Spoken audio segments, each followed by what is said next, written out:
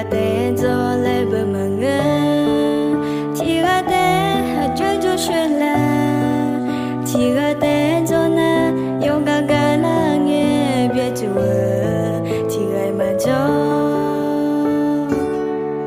chỉ có lối rồi mà là lê chỉ có lối ngã cho lên mà thôi chỉ có lối rồi na ở dung em khó đi chỉ gần na mà trên ôm bờ mình trên này nó hơn em ngã bờ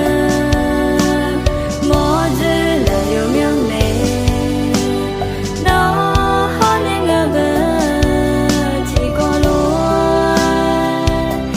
ya cho hàng ngày đang chờ lên mà